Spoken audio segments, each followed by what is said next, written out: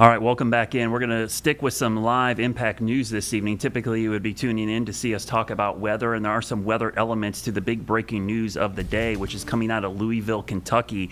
Massive response to a UPS plane that has crashed on takeoff on its way to Hawaii. Okay, so this the videos we're starting to see, and you're seeing some images right now. I think this is from their helicopter, James, right? That's right. Yeah, so this is the affiliate up there. LKY, I think it's actually Lexington. Is that the Lexington station or the Might Louisville? be some sort of chopper share. Yeah, so they're coming over, but we're starting to get the aerials, and obviously sun is set there. But what makes this image so stunning is the scope of the crash. This happened on takeoff, and there's video on social media. We can't show you right now because we got to vet a lot of that. But some of the images show that the plane was on fire and the engine was deteriorating as it was taking off. So it barely got high enough before it clipped to some buildings and then crashed into several industrial areas south and east of the airport. So some of the fire you're seeing is from the plane, but it's also from the things on the ground that were hit. There would seem to be a junkyard there. There also was some storage tanks for some environmental recovery business. And this smoke plume was so massive, you could see the images. People were taking videos and pictures because this was visible for almost 100 miles away. I was seeing images coming in from long distance, and because that smoke plume was going straight up and it was such a clear day, it was so visible. A good friend of mine, Brian Newdorf, who's a meteorologist at the Louisville National Weather Service office, tweeted almost immediately the images as he was coming out of the office of the smoke plume. It was pretty dramatic, and it was so big that it showed up on radar. So oftentimes when we show the radar, we show thunderstorms, but watch this plume develop here. You can see the smoke plume, and it's emanating. I'll zoom in right to the airport. The airport is right there in the middle of your screen, and it came from the south side of the airport. The smoke plume's traveling northeast because that's the prevailing winds right now, and that smoke plume is still present on the radar, but it's not as intense. So that's some ways we can actually check to see how intense the fire is based on the smoke plume. And remember, the radar is just detecting the smoke particles in the air. The bigger and more of them there are, the more return we get on the radar. I want to show you something that I can show you. So I pulled up the 3D flight track. Flight track data is publicly available. I plotted it in Google Earth, so I'm going to show you the wide view first. So you can see the red line is where the aircraft came out of the UPS gate. It got onto the runway, tried to take off, and what's interesting to me is when you look at, and again, this is only when it was recording or sending data. Obviously, as it got low, the data cut out, but you can see that the flight path of this plane took it through the UPS Supply Chain Solutions building. There's aerial footage of that big gash in the roof of that as it clipped that, and then it crashed into this industrial area. If you look carefully, there's several businesses: Rivers Metals Recycling, Grade Lane Tires. It looks like a junkyard there. But what struck me is this GFL Environmental. There's some huge tanks there, and it looks like the debris or the crash took it through that area, and we saw a lot of secondary explosions in that area. Now, the normal flight path would have been well off to the left here, and I'm going to widen this out just so you can see the airport. So there's the airport in general. So this is looking south and east of the airport. Kind of shows you the area of the crash. And the red line was the flight path that was recorded through ABS, which is the software I use to track aircraft. You can track them because remember, they got to be tracked in real time. FlightAware is another site, flight tracker. Many of you can look at those apps, but you can pull the data out in 3D and you can see that flight number N25NUP, and that's where the data cut off. So right in that area, and so that's where we're seeing the fire. And James, if I'm not mistaken, there is a shelter-in-place order for a 5-mile radius of this currently, right? That is correct. And they did use the wireless emergency alert system, Brad, to let people know that they should shelter in place. And you know what that means is that means don't evacuate, right? That means go inside, close the windows and doors, turn off the air conditioning so you're not pulling in outside air. And we can actually look to see exactly who received that wireless emergency alert. Pretty big area. 5-mile radius here includes downtown Louisville, right up to the river, right up to the Indiana border. We have a 5-mile radius around the airport where phones receive that wireless wireless emergency alert. It looks and sounds just like when an Amber Alert comes to your phone. It tones really loud. And so we have a lot of people here in a very densely populated area that are being told to shelter in place right now. And what we were able to tell, Brad, from that weather radar imagery that you're showing us was that smoke plume was going about 10 miles to the north with northerly winds. And so it was being carried across the river into Indiana. So this is now impacting residents of 2 different states just because of how this is situated. Yeah, so what we don't know, obviously, you would probably shelter in place just for the plume by itself, but what we don't know is what is on the ground burning. This GFL Environmental, they do recycling, so they recycle a lot of waste, and who knows what kind of waste that is. There's a tire industrial area there, there's junk cars, so a lot of that's toxic fumes of some kind, even if it's just rubber and diesel fuel, and then Jet A fuel, which is usually what's in these aircraft. What's interesting is jet fuel it's really hard to catch it on fire. And that seems really weird, but one of the reasons it's used a lot is Jet A is one of those more difficult things, but once it ignites, it does become a huge fireball like this. And so it had to be a very intense crash for this to start. And you see this massive response. And just looking at the images, the amount of lights we see, and the flames are still, especially there on the left, James, that looks like something is still burning. Still burning. Yeah. That is, and they are pouring a lot of water on that. And Brad, when this helicopter shot was zoomed out a little bit more, maybe we'll get some of it here as it's panning around, there seems to be, to an unknown duration, an unknown length, of fires kind of stretched out over an area. It reminded me, Brad, of when the Weather Service goes out after a tornado and they tell us how long the tornado path was. Once this investigation gets underway, it will be real interesting to see how long the path of fire, how long the path of debris was, because we have to just assume, as you were showing us there with the map, that there was some momentum to this aircraft and the debris that has now caused this impact and this fire to spread beyond the airport grounds. Yeah, it certainly was at takeoff speed, so it was definitely getting to that point where it had a lot of momentum, and the reason you're probably seeing such a long debris field and fireball was because of that speed of the aircraft. And it was, we should say too, it was fueled to go to Hawaii, so it was probably maximum capacity to go all the way to Hawaii from Louisville, Kentucky. That's a long flight, and you likely had it completely loaded with stuff for Hawaii, so there was a lot of fuel on that plane. So we're going to take a quick break. We're going to come back, and we're going to talk more about the breaking news coming out of Louisville, Kentucky of this major plane crash.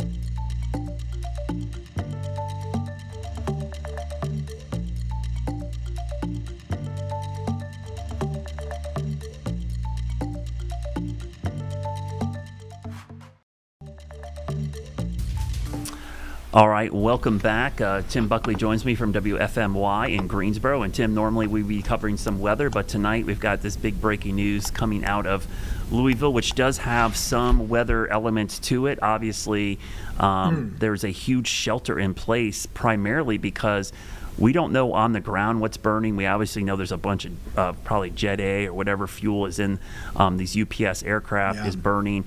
And so they have this 5-mile radius into parts of Louisville that are being told to shelter in place because they don't know what's in the air. And that south wind is clearly the concern. That means the whole south side of Louisville, Tim, is basically being told to stay inside right now. And it's kind of scary scenes to see this when you see the pictures, but also seeing it on radar from our standpoint, you know it's a big fire. It's a huge fire. Like you said, you can see it on the radar. With it being south of the city or this kind of blowing in that direction, it's even worse luck than the incident itself. You have that's one thing, but with it blowing toward the population center, that's not really what you'd want to have. Also, kind of comes to mind. You see the picture here. To anyone not familiar with the way that the air works or the atmosphere works, it flattens out for a reason. That would indicate that the atmosphere is stable close to the ground. And at this time of night, what we tend to see is a temperature inversion settling up. So you see right there, there's a reason it just doesn't continue to rise, right? So that means there's a little bit of warmer air above the ground. And it's bad. It's bad news when it comes to pollution or, in this case, a fire. It's going to keep that unhealthy air much closer to the surface. This graphic is built to kind of talk about what we can see with thunderstorms sometimes and kind of reverberating that sound. But the same thing applies with smoke, and it's going to keep that closer to the ground. Just like we were talking about back with July 4th and the fireworks, it can do the same thing. Yeah, and a night like tonight, because they've got very similar weather pattern to us, as the temperature cools down, that inversion gets a little stronger, right? Because the surface layer gets cool, right? And you got an elevated mixed layer. And that image really was, for us, the second I see that image, it's like the visual cue that you've got a strong inversion. And usually when we're talking about, smoke plumes, we use a dispersion model, like how quickly can the smoke plume disperse. Well, with this setup, Tim, that is all going to hug the ground. And so whatever's in that smoke, and we don't know because primarily we know what's on the plane somewhat, but it crashed into this industrial area. And I'm just looking at the map, I pulled up the flight path. There's a junkyard there. There's a tire center there. There's several recycling plants. There's the Rivers Metal Recycling, but this GFL Environmental, which has me worried because when you zoom in on it, at least on Google Earth, there's a bunch of tanks there. We have no idea what's in those tanks, Tim. And we saw secondary explosions on the ground. So, and again, it could just be recycled, metals, but this could be recycled, motor oil, whatever it is. And so that's a concern. And so I think that the fact that they put out that 5-mile radius shelter in place so quickly tells me they knew that there was something burning that probably was not healthy. It's not a good situation, to say the least. And just, kind of judging by what we know and... Oh, James, what do we know, James? Yeah, so I'm sorry to step in on you, Tim. I'm just listening to coverage from WHAS. UPS is telling them that 3 crew members were on board this flight that was bound from Kentucky there to Louisville. So we know at least 3 people aboard the aircraft that crashed. And I think it's still within the realm of possibility that we will have more information to learn, as Brad is showing us on this map, of what individuals may have been in any of these industrial areas at the time of the crash. But UPS telling our news gathering partners, WHAS, that 3 crew members were aboard the aircraft at the time of the crash. Yeah, and that's sad to hear. And some of the images we saw initially, Tim, showed a big gaping hole in the roof of this building, which we could see from the helicopter. And that's actually a UPS supply chain solution, so basically their logistics center there. And for folks that don't know, UPS is based there in Louisville, so they have tons of aircraft taking off and landing all the time.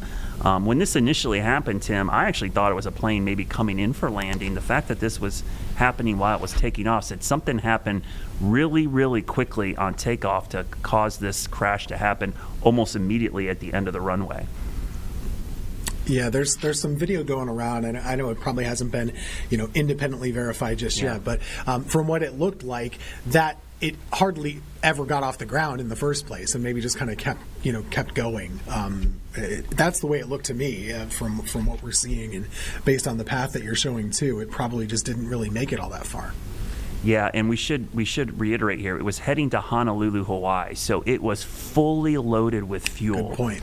For it to go all the way to Yeah. Hawaii. And if you know anything about UPS, that was probably completely, there's only 3 crew members, so that whole plane is full of packages, whatever's going to Hawaii. So they had to absolutely pack that thing with fuel to go all the way to Hawaii. So you just imagine the amount of jet fuel that has come out of that plane, and probably why it's spread out, because it ripped the belly off probably when it went over that one building and just spread fuel over this entire area.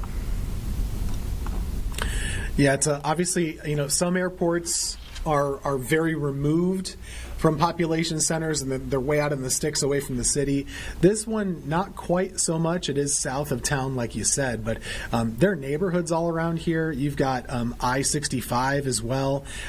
Based on the traffic flows, it does look like the interstate remains open. It's just a mile or so away from the crash site. So they do have a lot of these highways still kind of flowing. Tim, we have a it live looks shot like of the life highway is here, but continuing. I actually want to listen in for just a second. Here's the chief meteorologist at WHAS talking about the weather conditions.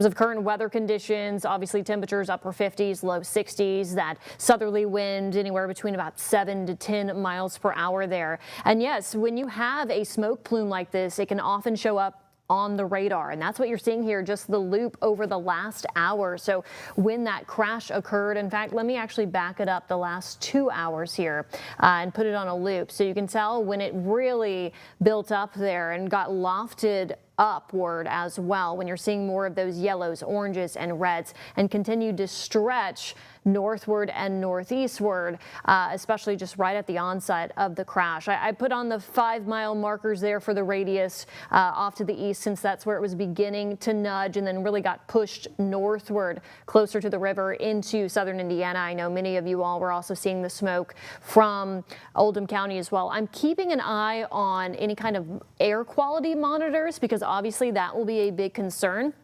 A lot of those are a little bit closer to the surface, so if this is being lofted upward, may not register that at the monitors, but I'm keeping a close eye on that. No reports as it stands right now, but we do have those air quality monitors that often do pick up smoky conditions if they are close enough to the surface, we have several across the Louisville metro area, so I'll keep a close eye on that for you. Otherwise, our winds for the next 12 hours here, they're all coming in from the south, so we're expecting that similar direction as the crews continue to fight that fire. Wind gusts looking to really pick up, unfortunately, later on tonight after about 2 or 3 o'clock in the morning, with a very gusty day on tap for Wednesday. Doug and Con. Yeah, so that was the chief meteorologist there at our sister station in Louisville. We can still see, this is a live view on the left, and it's still burning pretty vigorously on the ground. So there's something on the ground burning besides just the plane. It obviously a lot of fuel, but there's something burning there. Secondary, you see a big explosion there of something. So we've seen a lot of these secondary explosions and fire on the ground, which likely were the things that the plane hit as it crashed, Tim. And I've just pulled up the GOES-19 imagery, and it's such a hot spot. It's showing up on the imagery pretty well. The infrared imagery right around Louisville. We look for a dark spot, and we could see that on the imagery right around Louisville. And actually during the natural color fire channel, you could see it as well. A pretty vigorous plume of heat still coming there. So the fact that the satellite imagery is picking up the heat signature, we know this is a hot and big fire still, Tim. Yeah, there's no doubt. And even just from the initial pictures that we saw, with any kind of a huge dark smoke cloud like that, you'd imagine the amount of fuel and the amount of heat generated is intense. But like you're pointing out, we can see these things from space. We can do this, of course, even just with the prescribed burns that we have around our area from time to time. And that's kind of a good way for us to ID these little hot spots. Not good when it's an actual fire burning in an actual place where people live. And, these earlier images, even more dramatic. It looks like they have a number of crews quickly on the scene. I mean, this thing didn't happen all that long ago. So they're doing their best, but this is going to take a long time. So just looking that's at just that, not something you see. yeah, Tim, I mean, you're looking at this, they're pouring a ton of water on there, and it doesn't look like it's doing anything. So there's either tires or fuel or something that is just not something you can throw water on. It looked like there was cars in that picture. There is earlier when I was showing the flight path across the street from where the data cut out, there was a big Emery's Auto Parts. There's a giant, and looking, so I'm trying to time up with the pictures we saw. So I could see these, from the pictures we just saw of the fire, I could see these semi-tractor trailers in the image, and I could see these cars on fire. So they're fighting this fire in this area right in here. And that kind of stuff, when you've ever seen like junkyard fires or tire fires, those things don't go out very easily because you have so much fuel sources there, whether it's rubber, it's gasoline and oil in those vehicles. So those are difficult to put out. And Tim, not that I'm an expert firefighter, but typically you need foam of some kind to put those kind of fires. Have you ever been to the airport when they fight those Jet A fires? They actually have to suffocate it with foam.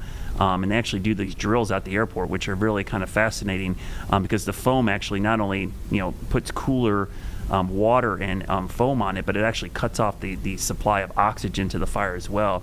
So when we look at those images, yeah, that looks exactly where we had the flight path, James. I mean, that is, Yeah. it's kind of crazy. That looks like the Google Earth image. Yeah, so look, there's those tractor trailers that were on the Google Earth image right there, and it looks like it crashed into that auto parts area. So it all kind of lines up. And Give me a second here, Brad. Yeah. I can build a quick side-by-side so our viewers can see those two images side by side here, and you can Yeah. walk us through, I think, a little bit of that analysis you were doing. Here we go, and let me rewind the video.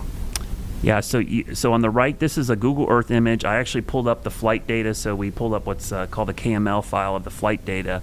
And so, yeah, you can see in the foreground there those tractor trailers. So those are there right there. And then there's cars. And then off to the right where data cuts out, there's a bunch of tanks. We have no idea what's in those tanks. I can see the business name, and I'm not going to throw the business under the bus here because I don't know what they do. They're just there. I mean, but they have tanks. They obviously are some kind of environmental company, usually recycling of some kind. Ooh, there is foam there. So as we mentioned, that image is pretty clear. They are spraying foam right there. Ooh, there's additional tanks there, James. Some kind of so this is a big concern of what's on the ground in that area. And obviously, air travel has been affected by the government shutdown and FAA issues. Yeah. But this has got to be causing more havoc, right, James? I can confirm that right before we came on the air here with our coverage, we were tracking the impact because there's a ground stop, obviously, at the airport. No flights in, no flights out. So there was a flight from Charlotte that had departed, was about halfway to Louisville, turned around, and returned with all of its passengers safely back here to Charlotte. And those are scenes that are repeating at cities and airports across the country because obviously the airspace remains closed as we take you back out to these live pictures. So these are live images, and for everybody who was tuning in to see us do live impact weather, obviously breaking news kind of trumped that. So Tim and I are talking about this plane crash. A UPS plane, they have confirmed it was fully loaded on its way to Honolulu, Hawaii. So we know it had a ton of fuel on board. From the videos and from the flight data that I pulled up, the plane did not get very far from the airport. It was on its way, taking off full speed. Something happened on the runway because there's parts of the plane back on the runway. We saw the cladding or the outer part of the engine. There's video that Tim alluded to. It looked like from another aircraft on the runway, showing that it looked like the engine was on fire, Tim, when it was taking off. Yeah. So there was something happen in takeoff. This didn't happen in the air. It happened as it was taking off. Something wrong on the runway, like you said. And I think the video that we were looking at was actually from another passenger on the airplane. I mean, think about, number one, how tragic this is. That there's so much going on with this. I mean, airports are busy places. You have lots of planes coming and going. Imagine being on a plane, looking out your window and seeing that. I mean, or driving on the highway close by. I mean, this is a huge, huge story for Louisville. And we don't see aircraft disasters like this all that often in the U.S. Obviously, they happen from time to time, but this is a bigger scale one, certainly in a populated area. And with all this fuel, I mean, just the fact that they're mentioning a 5 5-mile radius being impacted by what's in the air is a huge concern. I mean, the population of that area, of that red shaded area, has got to be in the hundreds and hundreds of thousands of people. Yeah, so this is Louisville, Kentucky, sits on the Ohio River. So this is most of the downtown of Louisville. It's all on the Kentucky side of the river. I'm surprised they don't expand it further north because the prevailing winds are kind of out of the southwest, so it's blowing north into southern Indiana. And so there's likely people on the other side of the river that'll be impacted by this as well, especially with this inversion setting up. And I thought it was a really good point you made, Tim, because that one of the first images we saw of that black plume, it was a perfect inversion. The cloud was going up, but then it just kind of flattened out, showing that there's a warm layer aloft, which is going to trap all this near the ground. And we heard from some of the people in the area of actually ash or something falling from the sky.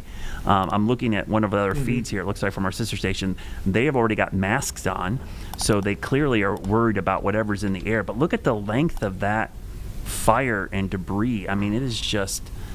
I want to rewind that again so viewers can see it in full. But you can see this is at the momentum, right? That aircraft was taking off with speed as it dragged across that industrial area. Yeah, so there's clearly tires and cars. That's one of the problems with industrial areas. When there's a fire, there's all kinds of fuel for fires in this area. And you're looking at, it looks like tanks of some kind. Those are like tractor trailer tanks. And again, there's recycling. I'm looking at the map. There's 3 recycling places there. There's 3 auto parts repair areas. So you've got all the things that you could imagine in a garage, a repair shop, all the fuel, the oils, the tires. Those things are all now burning, and I think that's why they're having such a difficult time trying to extinguish this. We have not heard officially of any injuries or deaths on the ground. I can actually just say that WHAS is reporting that there are injuries confirmed with regards to this aircraft crash. We also know that UPS had 3 crew members on board. Whether they're counting those as the injured or they're counting people on the ground, that's a question we don't have the answer to yet, but we do know that there are injuries reported as associated with this plane crash. Yeah, you would imagine that there's a lot of chaos going on right now on the ground because there's just fire spread out over such a big area. Multiple buildings are in flames right now. There's hazardous chemicals and waste there. They are pouring water and foam. We saw from one of the shots, I was curious if they were putting foam in there. That tells you that you've got highly flammable liquids that are not going to go out with just water.